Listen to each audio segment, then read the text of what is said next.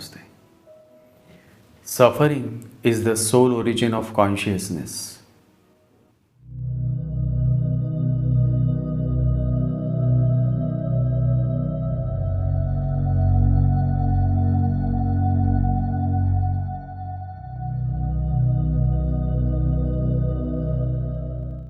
The fire of suffering becomes the light of consciousness. And that is why all those men and women who have suffered in their life, and while suffering, if they have remained positive, then those men and women have progressed in their life.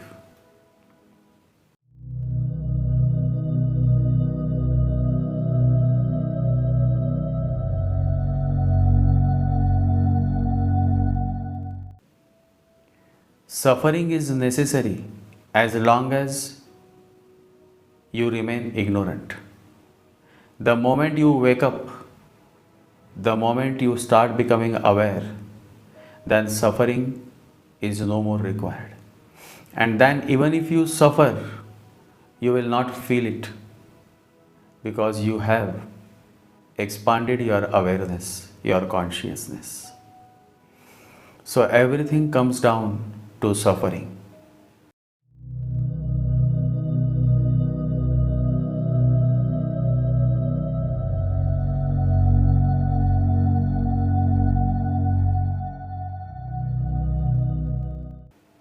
There are men and women who continue to complain because they don't want any suffering in their life.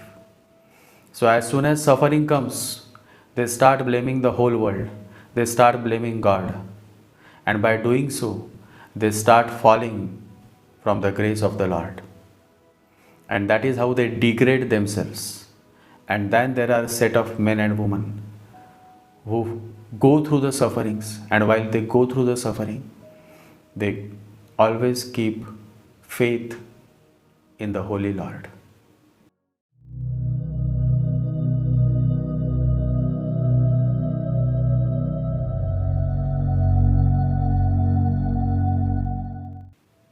Always remember, when you remain positive, when you continue to walk with faith and patience, then one day you definitely progress in life.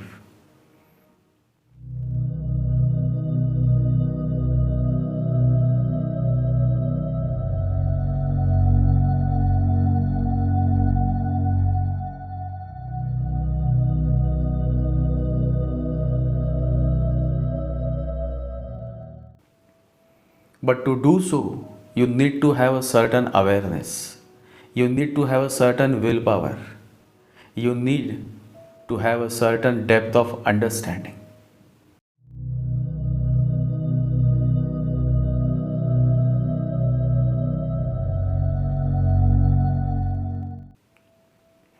Saturn Ketu Conjunction is positive for those who are walking on the spiritual path, who have a spiritual inclination.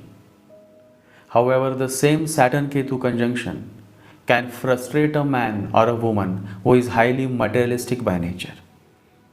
The whole focus should be within. When the focus is within, then Saturn Ketu conjunction will prove highly beneficial. However, if you are too much focused on the outward, then Saturn Ketu conjunction will frustrate you.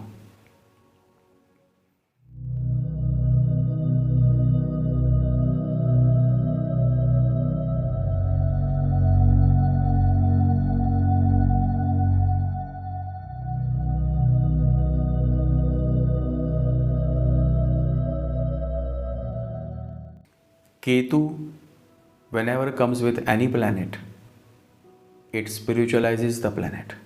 But when it comes to Saturn, Saturn is a highly materialistic planet, highly pragmatic planet, highly practical planet.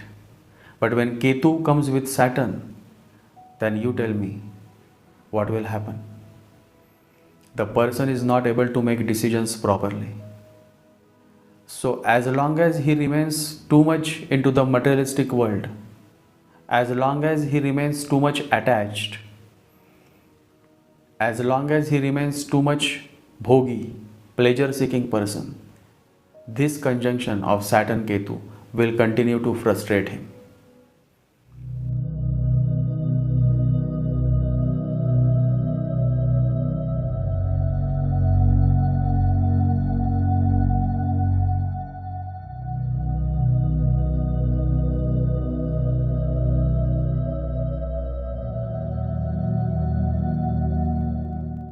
The moment he starts turning inwards, then this conjunction will start helping. Then this conjunction will prove beneficial to him. So it all depends on what you are from within. In a cheap man or in a cheap woman's horoscope, a man or a woman who continues to abuse others, continues to hurt others by saying something abusive words or by posting negative comments, and who is constantly living an ignorant life. And let me tell you, money will never make you wise. So if you are a millionaire, then it is not that you are a wise person. So even a person who is a millionaire can be a cheap person. So the word cheap has nothing to do with money. The word cheap has to do more with your qualities, how you behave, how you treat others. All this is what matters.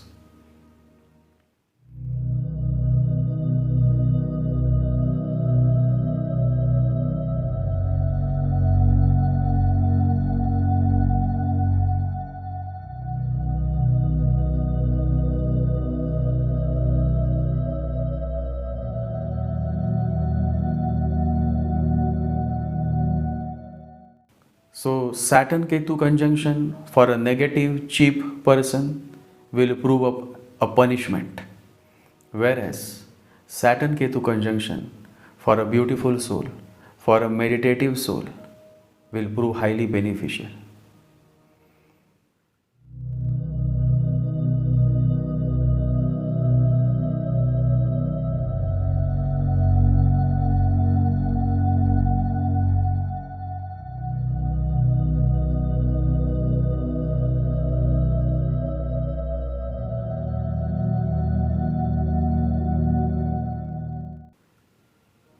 I have shared more about Saturn Ketu conjunction in this podcast, but at the same time, I have also shared about Saturn's conjunction with other planets, as well as I have shared certain insights on relationships as well.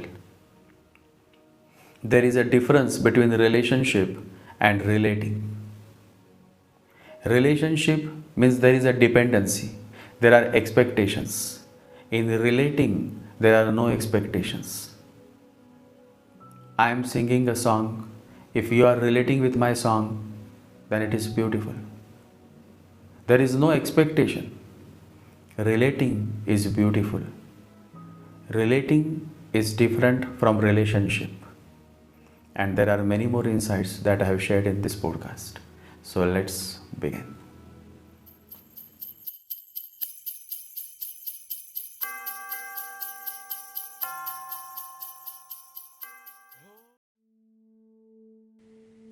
Intelligence is of the heart. Intellectualism is of the mind. Saturn compels you to remain within the realms of logic, that is intellectualism. Ketu encourages you to move beyond all the realms of logic. Remember, the intelligent person depends on his own insight. He trusts his own being. He loves and respects himself. Ketu has the immense potential to help you move beyond the mind. But when Ketu is with Saturn, it is like a sannyasi, a monk, is with a politician. Once it happened, a great mystic, he must be a Ketuish person. He heard that one of his friend have become the Prime Minister of the country. They had played together when they were kids. They had spent time together in the same school, in the same college. It is just that one became a great mystic and the other became a politician. And now the politician had become the prime minister. So the great mystic thought that he should visit his old friend and congratulate him. And so the mystic embarked on his long journey. He had to travel through the mountains. He had to climb down the mountain. It was a tiresome journey, but just for the love of friendship, just because he loved his politician friend, he kept walking through the mountains, through the forests, and finally towards the capital. Ketu is like this. Once decided, he can jump into the unknown. He loves, but his love is detached. That is how a great yogi is. That is how this great mystic is. And so he kept walking, and after many days, he reached the capital. In the capital city, a few people helped him reach the Prime Minister's residence. The Prime Minister was getting ready for a couple of meetings. It was election time, and so he had no time to spare. When the great mystic came, he recognized the mystic.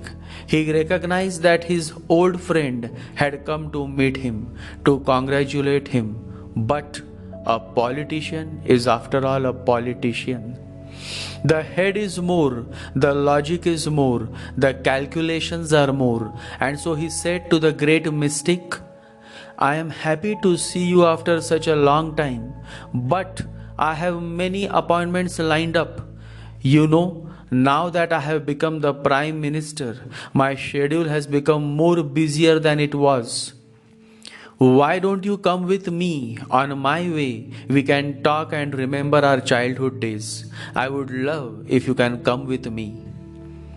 The great mystic was such a simple man, with great powers, with great insights, with great understanding, and yet he was such a humble man.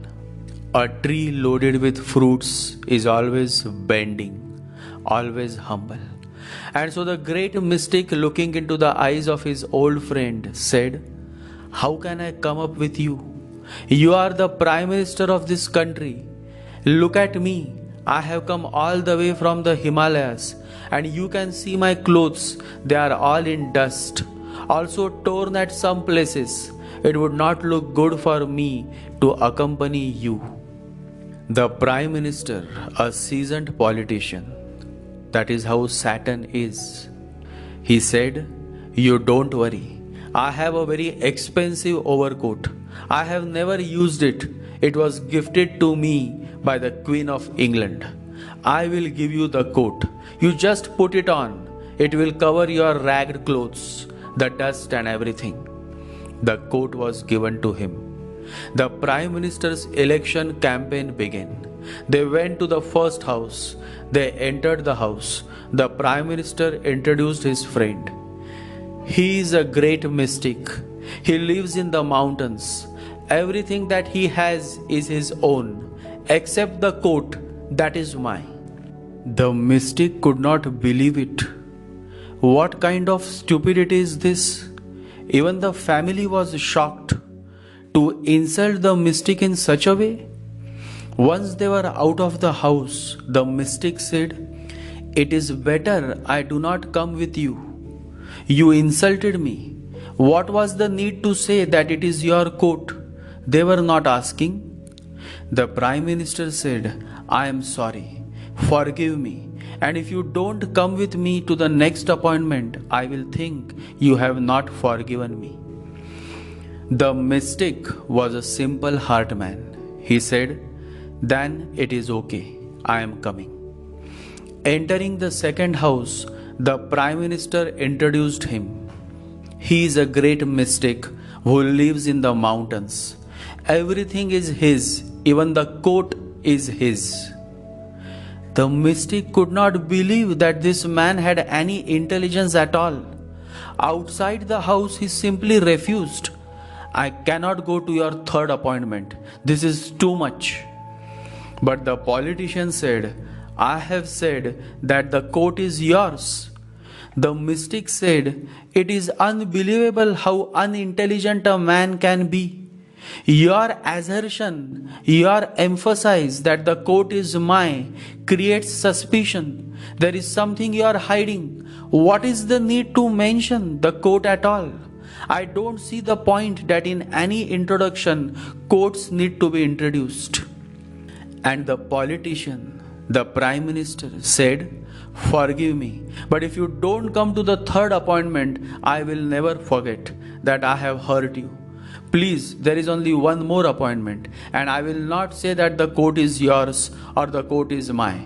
Don't be worried about it." The simple mystic, innocent, agreed to go with him.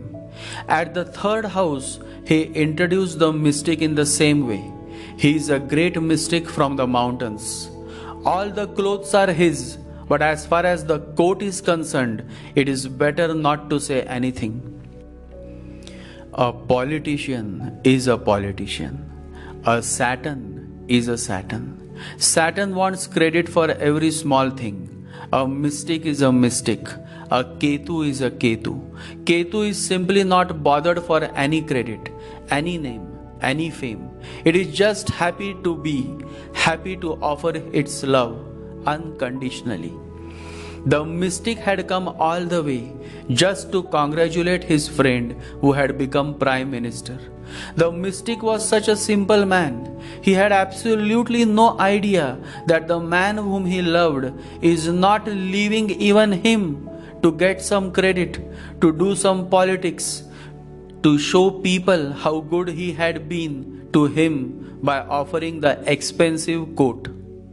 The great mystic was not disappointed, but when he returned back, before leaving, he said to the prime minister, to his friend, "I had come out of love, but you made even this moment of our coming together a medium for your political gains.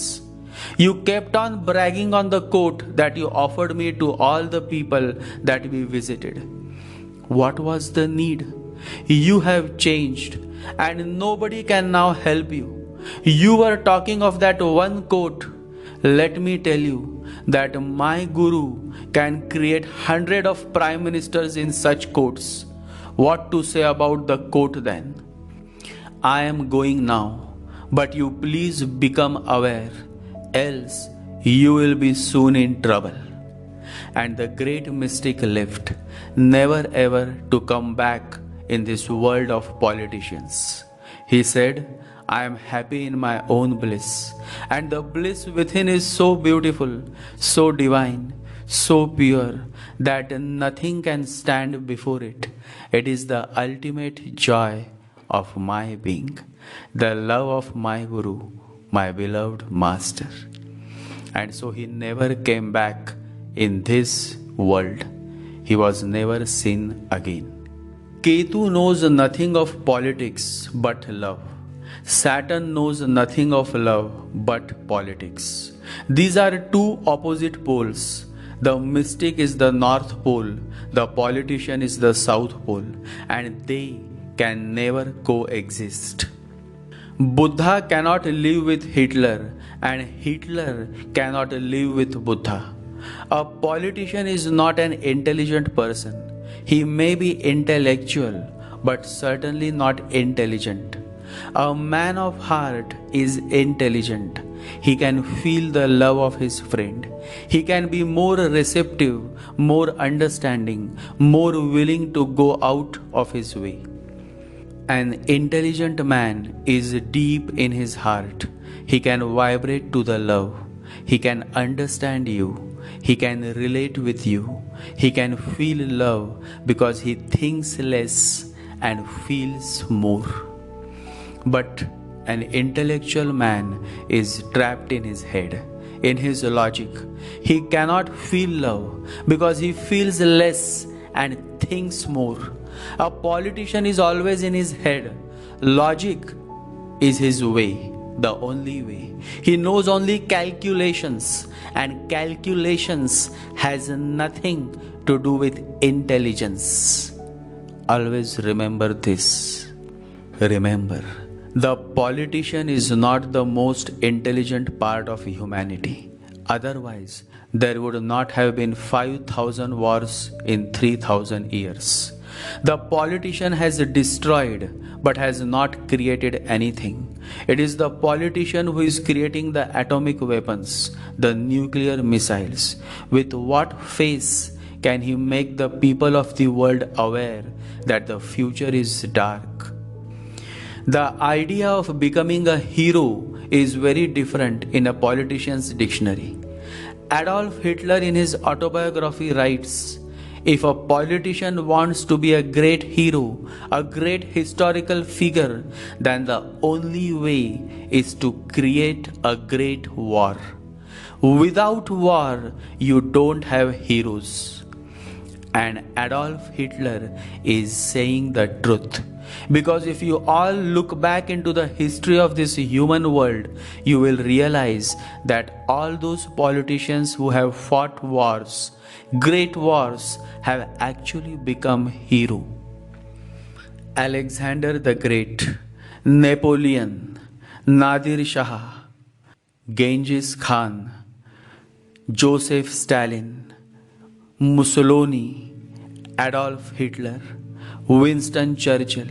And what have these people got except that they lived at the time of a great war? It is the war that brings the politicians to the pinnacle of their glory. And your whole history is full of such politicians who have become heroes by making millions of innocent men, innocent women and children suffer, die and bleed. Politicians has no mercy. Saturn has no mercy. Saturn is a seasoned politician. Therefore, Saturn is a great friend of Mercury, because Mercury gives strength to its power of judgment. Mercury brings abundance of logic, and Saturn loves logic. Mars is in total contrast. There is absolute no logic to Mars, just energy, pure energy. And so Saturn has a strong dislike towards Mars. Saturn is highly material by nature, and so Saturn loves Venus because Venus is bhogi, pleasure seeking by nature. And Saturn loves Mercury because Mercury is logical, calculative, pragmatic. Saturn dislikes all that has no logic. Mars has no logic, just pure energy. Ketu has no logic, just pure detachment. Guru, that is Jupiter, has no logic, just pure righteousness. Sun has no logic, just pure consciousness. Moon, just pure emotional. And Saturn knows nothing of emotions. Saturn has no emotions. Let this be very clear, because emotions can become a hurdle when it comes to applying logic and making good decisions and judgments. And so Saturn is very practical and pragmatic, considers only the facts and figures. That is why in companies, generally those who reach higher positions have a strong Saturn in their birth charts, because without Saturn, how can they effectively measure the performance of the company? And so generally, successive leaders and top executives have a good Saturn placements in their birth charts. Generally, you will not find Ketu or Rahu associated with their Saturn by any means. The so-called emotional intelligence that now is being discussed in the boardrooms of executives across the Western world happens when Saturn comes in positive aspect with Jupiter. Then Jupiter's intelligence drives Saturn in managing emotions intelligently. Emotional intelligence is your ability to recognize and understand emotions in yourself and others, and your ability to use this awareness to manage your behavior and relationships. That is why I personally love the conjunction of Saturn and Jupiter. It brings a certain depth a certain quality to the individual. It is a great conjunction, especially for spiritual progress, if other placements are favorable. There are only two planets who are dealers, Mercury and Venus. Venus is a selfish planet, bhogi by nature, pleasure seeking by nature, materialistic by nature.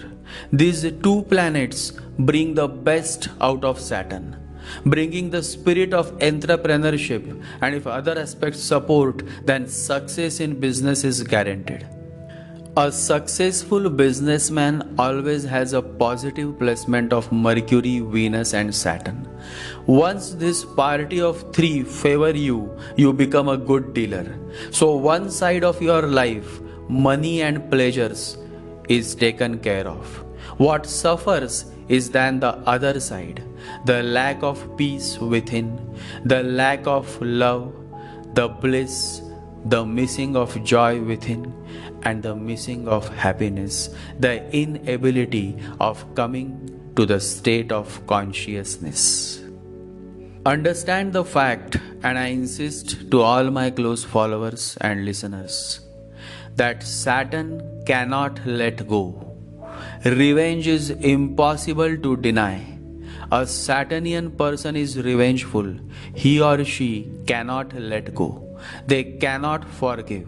They cannot understand. Only a man who can understand can forgive. Buddha says, to understand everything is to forgive everything. Saturn has no space for understanding. An eye for an eye is the only answer that Saturn knows. And so war is impossible to avoid. War becomes the only answer. Revenge becomes the only answer. Punishment becomes the only answer. And so Saturn is feared. But everything in the world can be transformed.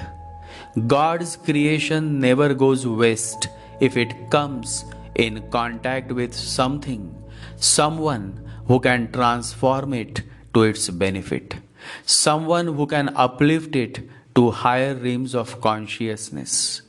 And so now let us see who can transform Saturn's qualities to attain the higher realms of consciousness. And the first one that I remember is Sri Guru, Jupiter, the holy conjunction of Saturn and Jupiter. Now let us see who can transform Saturn's qualities to attain a well-settled love relationship. And that is the evergreen romantic Venus, the sweet conjunction of Saturn and Venus. Let us see who can transform Saturn's qualities to attain pragmatic higher business goals. And that is logical calculative Mercury, the calculative pragmatic conjunction of Saturn and Mercury. Saturn is fine-tuned as long as it comes in conjunction with these three planets, Jupiter or Venus or Mercury. The moment Saturn comes with Mars, Saturn loses its potential to give good results. Somewhere, the karmic cycle of the native, that is his past births, had not been that great. Energy is now slowed down. Sexual energy, sexual bliss comes under the control of Saturn. The free flow of energy to fight, to voice out, to have a great sexual life. Since Mars energy is required in the actual act of sex is now damaged. On the other side, the pragmatism of Saturn is hampered by Mars. So both damage each other's qualities, leading to havoc in the native's life. The moment Saturn comes with Sun, consciousness is blocked. The native commits many mistakes because consciousness is missing, ignorance is more. Therefore, his or her life is filled with more tragedies than otherwise. Many losses, many hardships. This happens because understand the fact that this life is the outcome of previous life, where the native had committed many acts out of ignorance. So now God is giving him a second chance through the hardships, through the sufferings. If they can realize, if they can turn inward, if they can embark on the journey beyond mind, if they can meditate, then the next life comes with a better Saturn, a better sun placement. The moment Saturn comes with Rahu, it is a cursed life, a Shapit life. Such a person is cursed, and the source or the reason of this curse is desires. Such a person has done certain sinful acts due to absence of awareness in his previous life. Just to achieve certain desire, just to attain certain pleasures, certain goal, he has committed sinful acts. And while doing so, such a person has caused much pain to others, and those others have cursed him. And this curse manifests in the form of Saturn and Rahu conjunction. With this conjunction, the person feels lost. Now desires are not fulfilled, and even if they are fulfilled, the party does not long for lust. And so such a soul remains unsatisfied. It is one of the most unholy conjunction and a very unfortunate state. It is better that I don't say much, because truth is hard and everybody cannot digest it. The moment Saturn comes with Moon, a highly political person, cunning, pragmatic. Moon is like water. Whatever color you mix in the water becomes of that color. It is said that the cruel Mughal Emperor Aurangzeb had this placement. He had a moon with Saturn in Taurus sign, and his moon was in Kritika Nakshatra. And history is witness to the fact that how much cunning, how much cruel and political Aurangzeb was. But it is not just this one placement that makes Aurangzeb a highly cunning and political person. But there is one more aspect to his chart, and that is his ascendant, Aquarius. The lord of his ascendant, Saturn, is retrograde. So he has a retrograde Saturn with moon in Taurus sign. And I have been mentioning again and again that the moment the ascendant lord is seen as retrograde, the native by default is a crooked person. And here Aurangzeb is not only crooked, but his ascendant lord Saturn is also in conjunction with moon. Retrograde Saturn with moon. So you all can imagine how terrible this man must have been. It is necessary to note that Mughal Emperor Aurangzeb himself mentions that how sinful he has been throughout his life. Aurangzeb writes, I have sinned terribly, and I do not know what punishment awaits me. Before his death, Aurangzeb wrote his last letters to his sons, and in one letter he writes, Old age has arrived, weakness subdues me, and strength has forsaken all my members. I came a stranger into this world, and a stranger I depart. I know nothing of myself, what I am, and for what I am destined. The instant which passed in power has left only sorrow behind it. I have not been the guardian and protector of the empire. My valuable time has been passed vainly. Whole life this man spends in killing millions of innocent Hindu people. He destroyed many Hindu temples. He killed his own brothers, and he imprisoned his own father. So much of strength he uses just to acquire power. And look what this man who rules the whole Indian subcontinent as Emperor Aurangzeb for over 20 years writes before his death. He writes, "The instant which passed in power has left only sorrow behind it. My valuable time has been passed vainly." This is how it is. Ignorance leads us to many sinful acts, karma, and then you come back to pay for all those acts of ignorance, sin that you had committed. Who knows where would be Aurangzeb now? Maybe still paying for his millions and millions of sins. And who knows where we all be going? Because just like Aurangzeb, we too commit many acts of ignorance, sin, though they may not be as pronounced as Aurangzeb. But we have to be careful, else it would not take much time for us to get lost on the path of Aurangzeb, when we are supposed to follow the path of great kings like Chhatrapati Shivaji, Maharana Pratap. It is said that when Akbar came to know of the death of his opponent, Maharana Pratap, he bowed and said, "Rana, you have won and I haven't." Such was the valor of the great Rajput king, Maharana Pratap. One significant quote of Maharana Pratap is, "I do what I do because it is the right thing to do. I am a warrior, and it is the way of the warrior to fight superior odds." Aurangzeb is a good example of Saturn-Moon conjunction. Saturn is not happy with Moon. Saturn ensures that Moon comes in its total control. And so all qualities of Saturn, good or bad, penetrate into the Moon, that is the mind, and the person becomes Saturn. Such a person is too cold-blooded. Even if angry, he does not express openly. The other side of this placement is that repression is seen more than expression.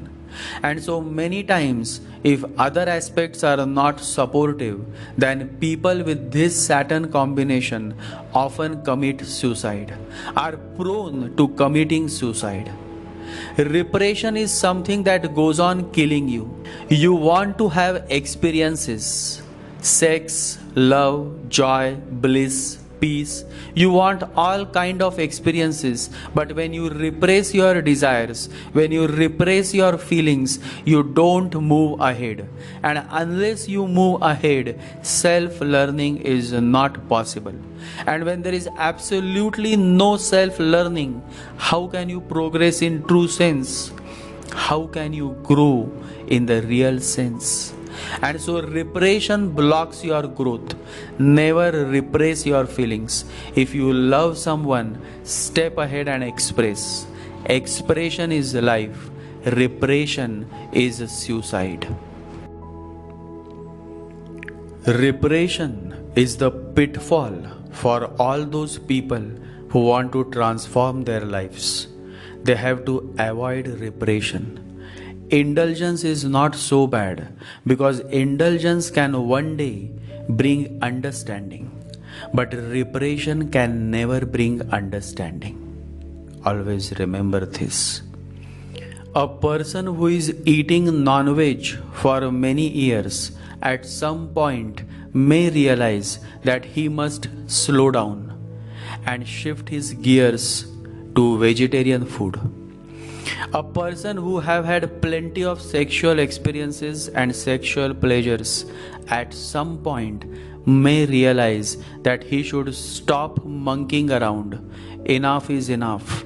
Now it is time to experience something that is far beautiful, far blissful than sex.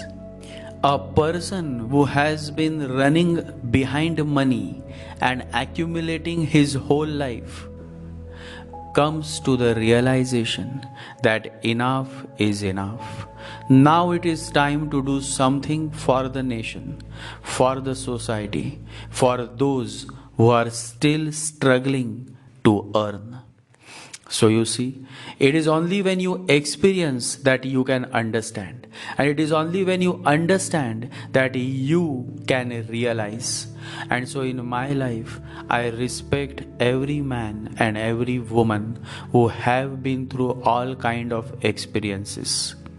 Because such a man, such a woman can move to the next level, the spiritual level. And only such a man and such a woman can become yogi and yogini in the true sense. I may be condemned by certain pundits, certain intellectual folks, but who cares? Truth never cares for what is going to happen. Truth is simply happy to share what is, and what is. Truth remains while the rest sooner or later gets dissolved with time. The whole purpose of meditation is to help you to remain in the is. There should be no was and no will, just is. Because life is in this moment, and only a man who lives moment to moment is a man of awareness. Isness is his way of life. Isness is my way of life. And isness should be the way of your life too. Yakusan says, isness is my business. That is my business also. That has been the business of the Buddhas, a single business, and that is bringing people to isness, to here and now, to this present moment. Saturn is all about being real. Understand this. And I appeal to all my followers and listeners. Saturn is being real, and life is flowing now. Now is the real moment. Whenever Saturn comes in trine aspect with Sun, it is a beautiful development. The consciousness, that is Sun, now helps you to be here and now, in the real moment, the present moment. Whenever spiritual planets come in contact with Saturn, Saturn transforms to an altogether different level. Now the same material Saturn helps the native to progress in his or her spiritual journey. To attain something that is far beautiful, far blissful, one has to let go. Drop certain aspects of his or her life. And so when Saturn comes in contact with Sri Ketu, two things can happen. Either you remain confused and that leads to material loss, or either you rise above the material world and experience the spiritual bliss within. Now the first possibility is seen when the other Kundali aspects are such that the native is pure material, bhogi by nature. In such a case, the first possibility is prominently seen. There is no success, no stability, no peace, no prosperity. The second possibility is seen when the other Kundali aspects signify a spiritual inclination. It signifies that the native is originally a yogi and spiritual person by nature. Then there is a song to it, a dance. Then such a combination brings an altogether different level of spiritual experiences.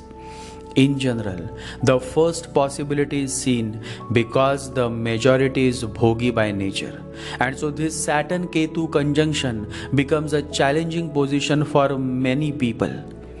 Here Ketu nullifies the many Saturn's positive qualities.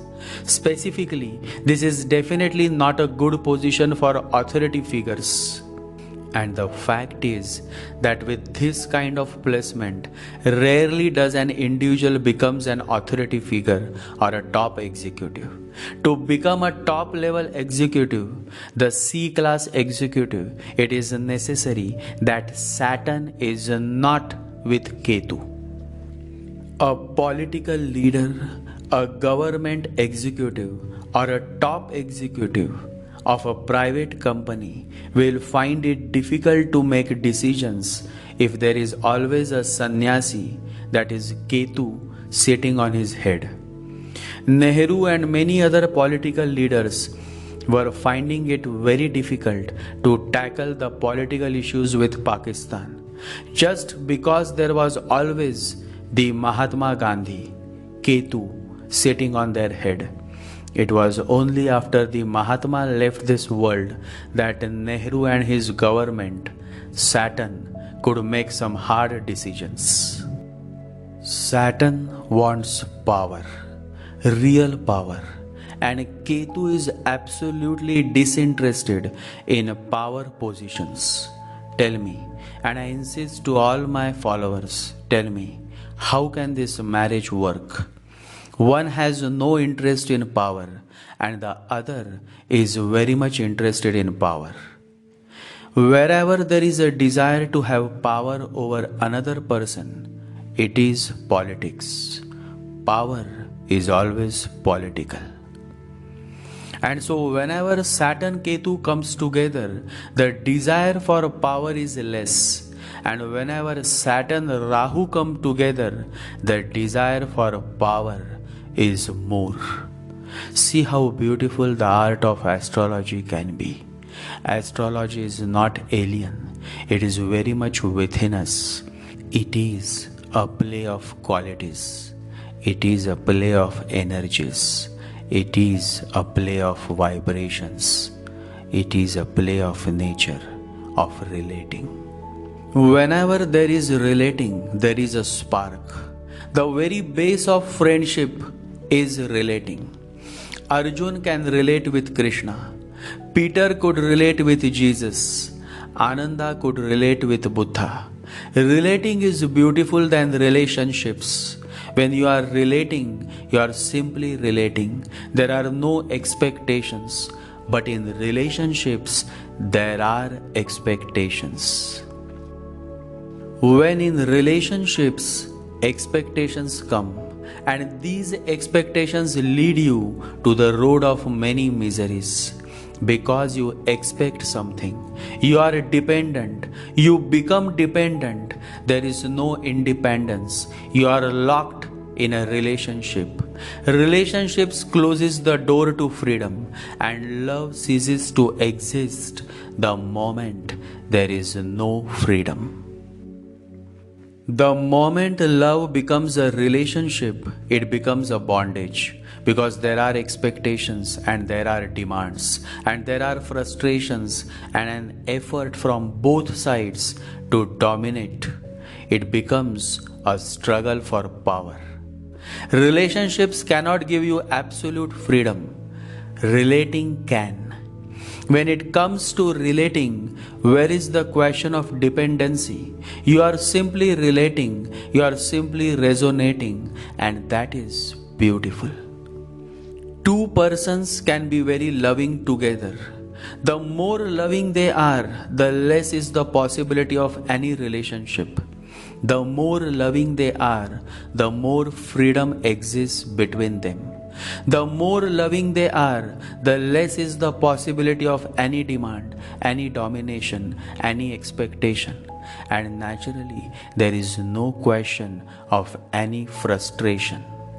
When relating happens between two individuals or between two planets, then there is a song to it, a music, a melody, and love is all around you. This kind of relating does not happen between Saturn and Ketu. There are two polarities. One is a Hitler and the other is a Buddha. And then comes the complications. And so comes the complacency. Complacency means a feeling of contentment or self-satisfaction often combined with a lack of awareness of pending trouble or controversy. This unawareness comes because of Ketu. Ketu creates many clouds of confusion in your mind, and so then what appears seems to be the real, but in reality it is not. In short, the realism of Saturn is damaged by the association of Ketu. Whenever Ketu comes in contact with a planet, it brings distortion, and so what is real is never realized. Ketu with Saturn, no realism, distortion of reality. Ketu with Moon, no emotional intelligence, distortion of emotions, emotionally unstable. Ketu with Sun, unfortunate conjunction. Consciousness is distorted. Person is or spends his life in more ignorance than consciousness. Ketu with Jupiter, a good conjunction for spiritual progress. Here Guru channelizes Ketu's distortion, nature of detachment to the native's progress. Ketu with Venus damages the prospect of sexual or marriage relationships. Person suffers through relationships. Ketu's energy is against Venus, who is a bhogi, a pleasure-seeking planet. Ketu with Mercury, logic is less, hampers the logical ability of the native. But if the native is on spiritual path, this can be a blessing in disguise. Because in God's kingdom, logic has no place, love has. And when there is no logic, love is.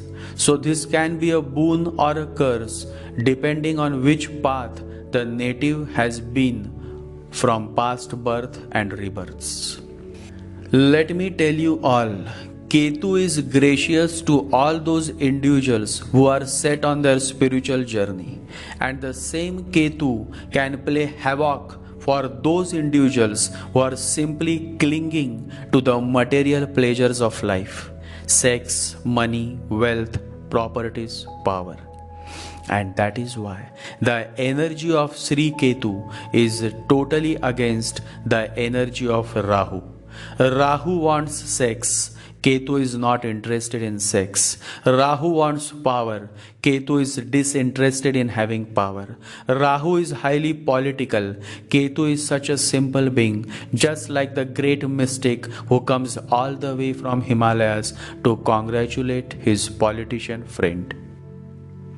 Every person's birth chart is either under the realms of Rahu or under the influence of Sri Ketu.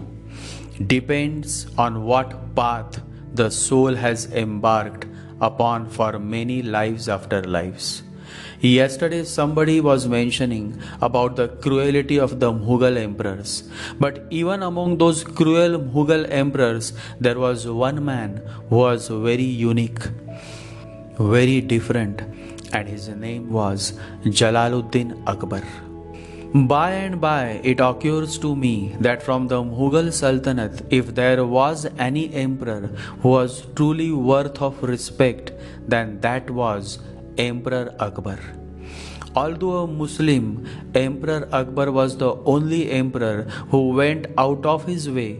He dropped his own religion and established a new religion, Din-e-Ilahi, a religion that had the best teachings and values of all three religions, Hindu, Muslim and Christianity. There is one beautiful incident, and it is related to the city of Fatehpur Sikri. Akbar had a dream of building a new capital city, and he spent millions to build Fatehpur Sikri.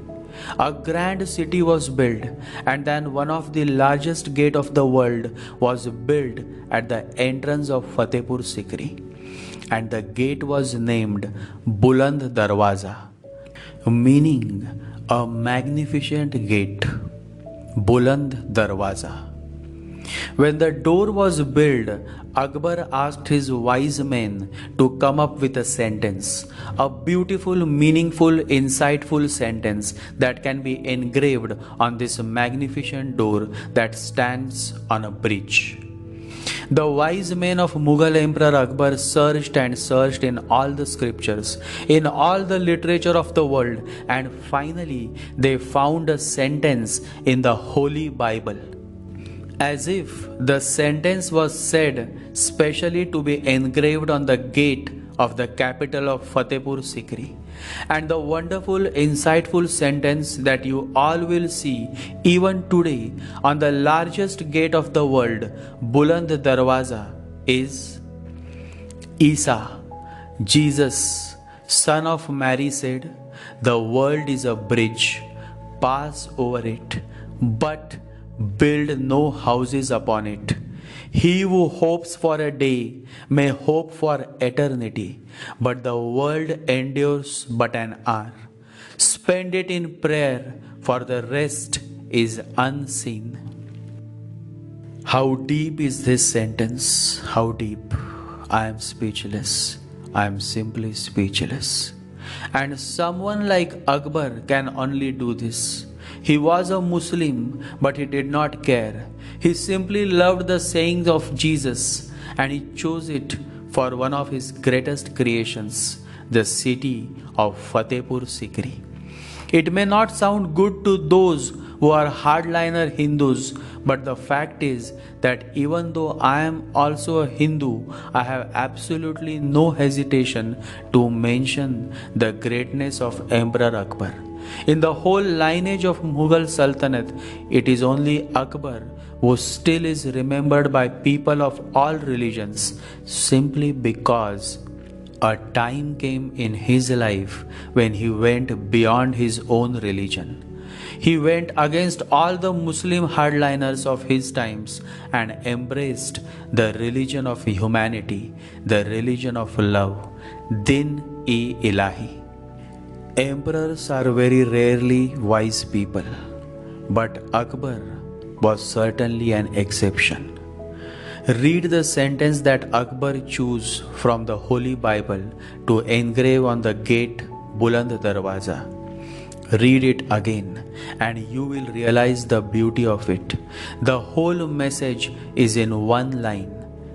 Life is only a bridge, remember. Don't make your house on it. It is a place to pass on. Nothing is forever. Life is also not forever. Change is constant. Except change, everything else changes. The world endures but an hour.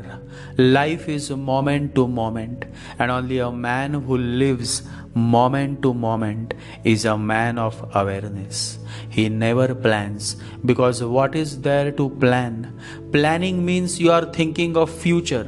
You are not here and now, when the master is trying to tell you again and again to be here now. When you are here and now, not jumping ahead, the miracle has happened. To be in the moment is the miracle. A young man once asked why it seems difficult to be in the moment, to be here and now. And the master said, because you are too much into your mind. The whole purpose of meditation is to help you overcome your mind. It is only when you overcome the mind that the journey beyond begins. Meditation starts flowering only when you start moving beyond the mind. It is said that a man goes on planning and planning and planning, and yet you never know what is going to happen the very next moment. Neem Karoli Baba says, you can plan for 100 years, but you don't know what will happen the next moment. 2 years ago on the same day, I was traveling through the countryside. On the way, accidentally I met an old man. We talked, had a good bonding, and then when it was time to say goodbye, he introduced himself as an ex-congressman. The next day, he calls me. He invites me to his house for a lunch. I tried to turn down his invitation, but when there is genuine love, how far can I go in rejecting others? And so I went. And then I met this beautiful family. And then while having lunch, he says, I was the head of Congress party for this whole district of Maharashtra. But then I could not stay for long. I got disinterested in all of this politics and then I just quit. And now I am no more a politician.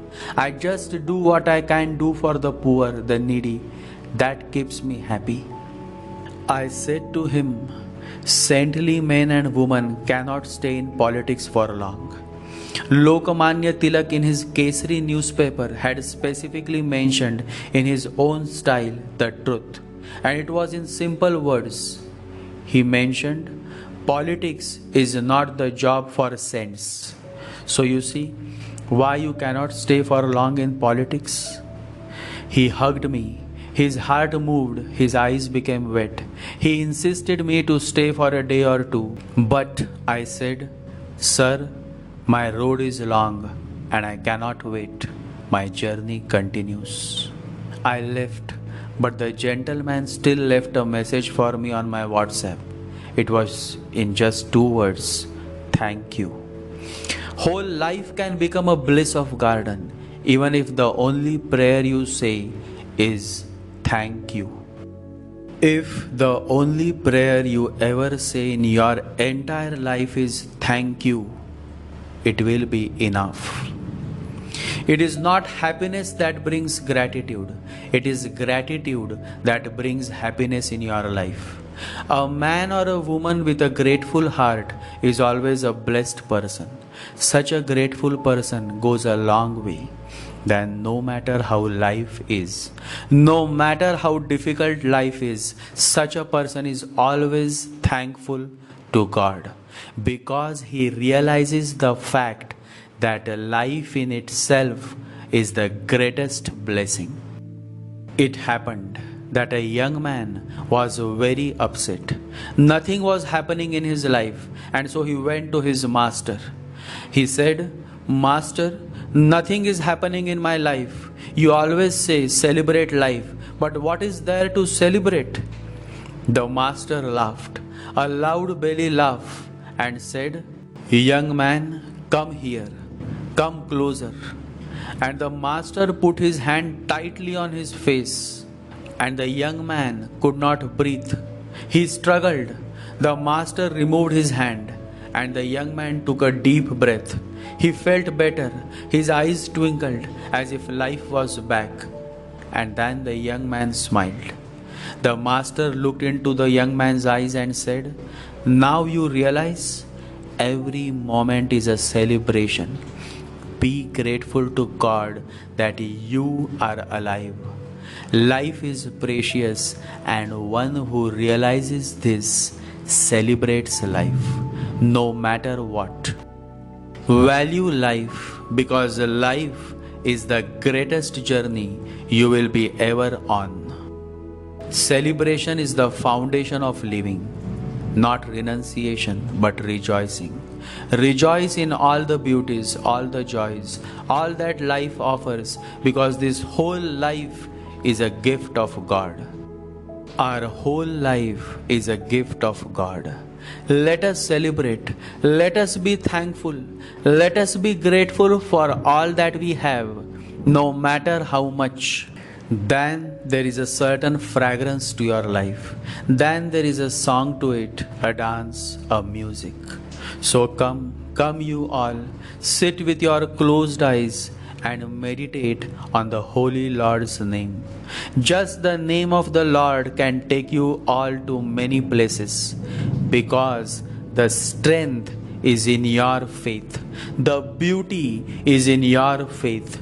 The possibility is in your faith. Be thankful and keep walking with faith in your heart. When you become more and more meditative, your heart becomes a portable paradise. That is why the great spiritual master Paramahansa Yogananda says, practice meditation. You will find that you are carrying within your heart a portable paradise. Let us continue to meditate every day, minimum 20 minutes, morning and evening, without bothering what planet is doing with you, without bothering which house is what planet, without bothering about anything in this world. Let there be 100% focus within your being. Breathe.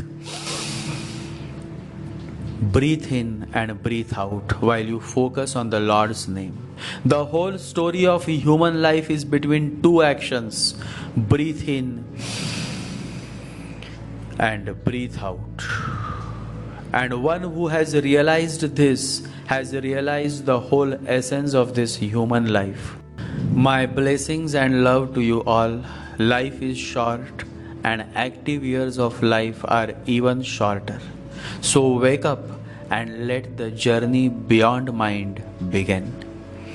Love is possible. Love can be experienced only when you start moving beyond mind. Only then there is a song to your life. Only then there is a certain fragrance to your being. The whole purpose of this human life is to embark on the journey beyond mind. And the goal is love. Love is the goal. Life is the journey. Love has no reason. Love is unreasonable. And yet love has all the answers to all your questions. Let love become the ultimate path of your spiritual journey. And that is the only blessing and prayer that I can offer on this special day. Love to each one of you. Stay blessed and remember to meditate every day. Jai Sri Ganesha, Jai Guru.